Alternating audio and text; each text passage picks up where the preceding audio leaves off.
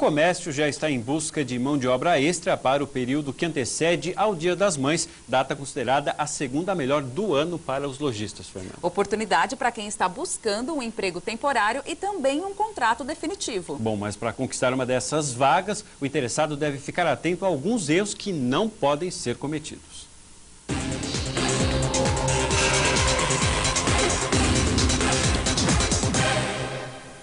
O Dia das Mães é uma das datas mais importantes para o comércio depois do Natal, segundo os lojistas. A expectativa este ano é que haja um aumento de 50% a 60% nas vendas de abril a maio em relação aos meses normais. Com esse grande volume, cresce também a procura por funcionários para trabalhar no setor. De acordo com o Sindicato do Comércio de Presidente Prudente, a expectativa é que sejam criadas cerca de 150 vagas temporárias. Mas muita gente acha que por ser uma vaga temporária não é preciso muito esforço para consegui-la, certo? Errado. Normalmente quem contrata para esse período avalia não só o currículo do candidato, mas também o comportamento dele. Nessa loja, por exemplo, se eu chegasse aqui, entregasse meu currículo para qualquer pessoa e nem perguntasse pelo gerente, provavelmente eu não seria contratada, não é mesmo? Por quê? Corretamente.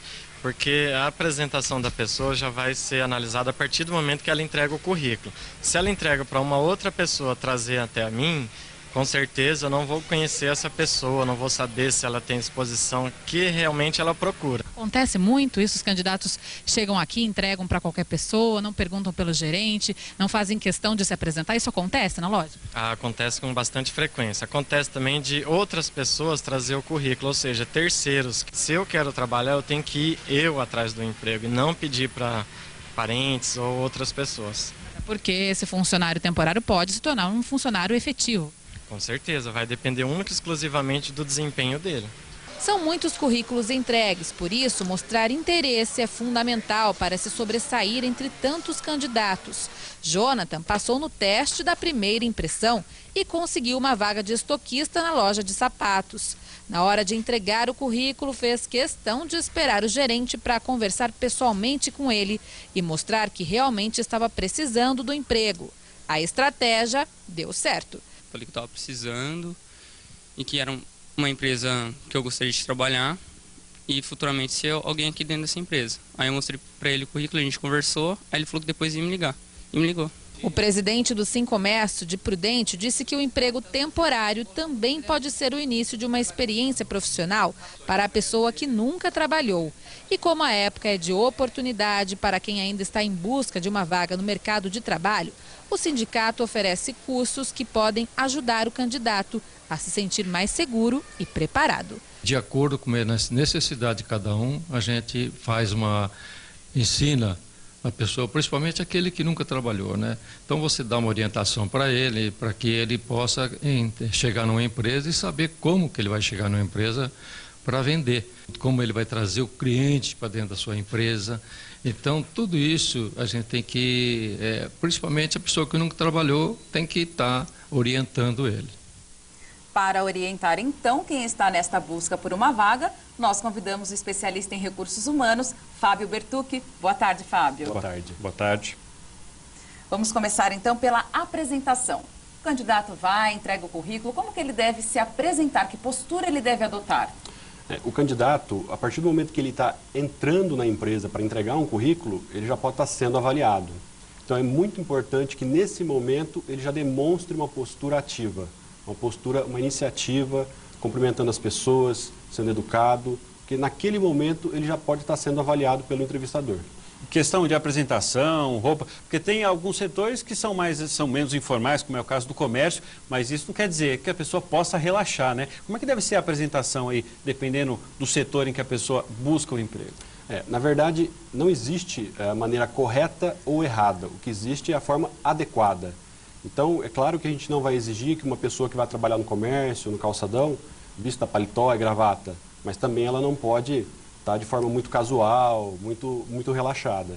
Então, é importante que ela observe as pessoas que já trabalham nesse setor, como elas se vestem, para daí ela não ter o problema de cometer um equívoco desses. E é bom levar o currículo numa pastinha, e tem gente também que imprime currículo em folhas coloridas. Como que deve ser a apresentação do currículo? Numa pastinha, numa folha branca, com letras legíveis, como que deve ser?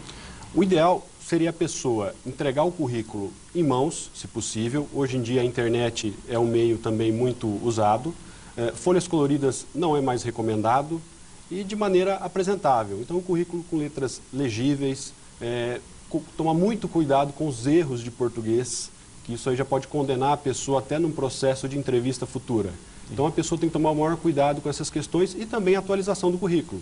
Muitos currículos encontram-se informações desatualizadas, telefone e outras informações mais. E uma outra informação também que é básica, que a gente sempre passa, é currículo também enxuto, né? 2 folhinhas mais já objetivo. seria um basto, Exato. já bastaria, né? As informações têm que ser as mais relevantes possíveis.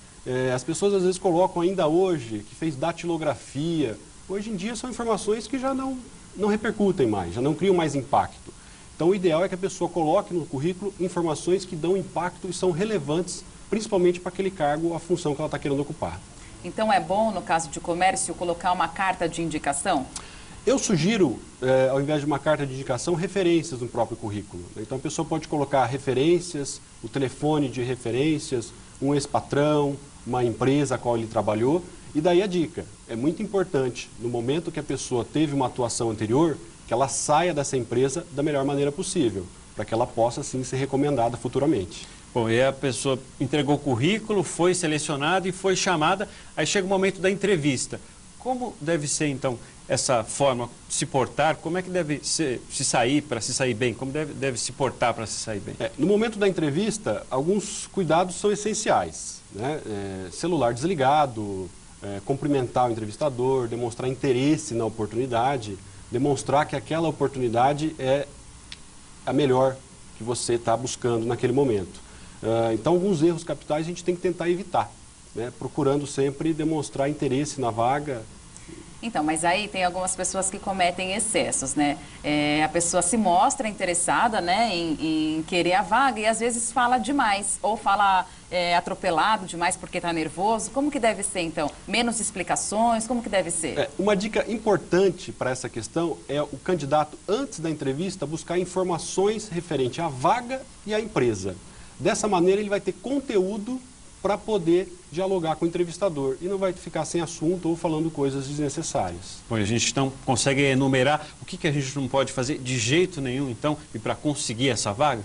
Na verdade, nós podíamos enumerar várias coisas, né? Dentro dos erros capitais. Mas o que é fundamental, o que não pode ser feito de jeito nenhum? Eu acho que, essencialmente, o candidato ele tem que buscar a qualificação, então não deixar de qualificar-se e ser sempre simpático, né? Buscando sempre um bom relacionamento. Agora, bem rapidamente, questão de tatuagem, barba por fazer, maquiagem em excesso, deve se evitar? Como que deve ser como devem ser essas questões? Em relação aos trajes, o candidato ele tem que ser o mais neutro possível. A roupa não pode prevalecer sobre a qualificação profissional dele. Então é importante que ele utilize um traje o mais neutro possível. Uma dica é ele poder saber como utilizar essas roupas com base nas empresas ou no ramo que está sendo utilizado. Então, tá certo, Tá bom. obrigado Muito pelas obrigada informações. pelas suas explicações. Boa tarde. Boa tarde. E falando